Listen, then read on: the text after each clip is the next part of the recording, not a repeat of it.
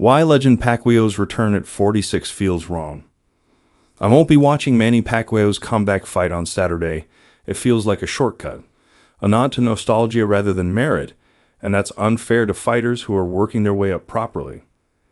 I realize that might sound harsh given he is one of the sport's all-time greats, an 8-division world champion. I have immense respect for what he achieved in his prime. He's a global icon, a true legend. But he is 46. It has been 6 years since his previous pro win, and the last time we saw him in a ring was in an uninspiring exhibition, which showed just how much his skills have faded.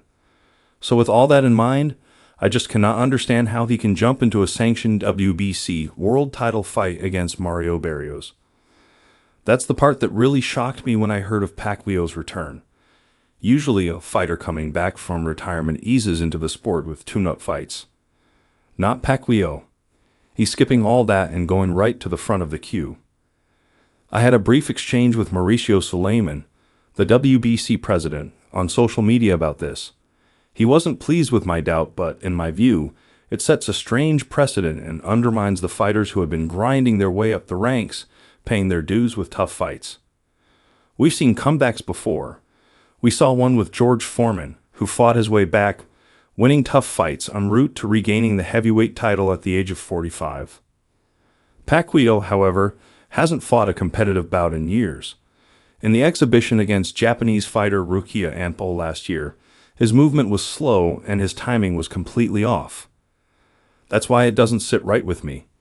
You can't just waltz back in, skipping the comeback phase, and jump straight into a world title fight because of your legendary status. Can Pacquiao beat Barrios? From a trainer's point of view, it's incredibly difficult to coach someone who is so far beyond their peak. Pacquiao's style was very high energy, bouncing around, moving off angles, and using his sharp reflexes. That's brilliant when you're young and fresh. But when you're 46, you simply can't keep that up for 12 rounds. Your legs get tired, your reflexes slow down, and when you get hit in the body, it slows you even more. Barrios will certainly try to work the body to slow Pacquiao down. Opponents will study his movement and timing in the gym and build a strategy to exploit any weaknesses. Perhaps Team Pacquiao think they can get the win because Barrios isn't the strongest champion in the division and is a beatable boxer. But he is a good fighter, puts his hands together well, and experienced at top-level boxing. The reality is, Pacquiao can't improve on what he did 6 years ago. It's going to be a huge challenge, and I do expect Barrios to beat him up. The worst thing that could happen: Pacquiao puts on a decent enough show, a moral victory, and thinks he can carry on. That would be dangerous long-term. Or he gets absolutely flattened like he did against Juan Manuel Marquez in 2012, pummeled and battered, looking old and tired on the ropes. Why is he doing it, and should boxing stop legends returning?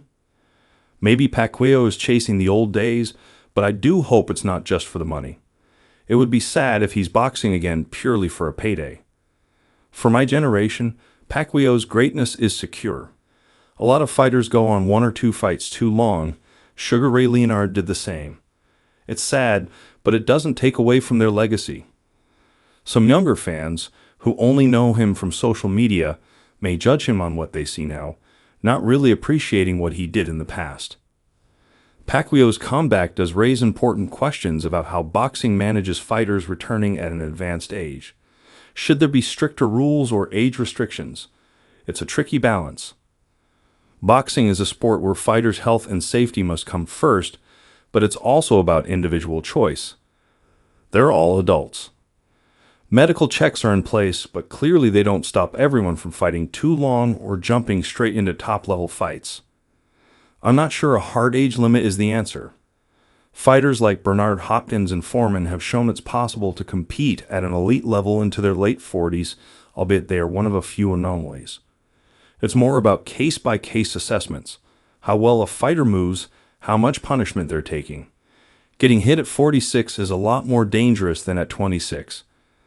The best outcome is that I wake up on Sunday and find out Pacquiao has lost and will now walk away, safe and sound, knowing he had an unbelievable career.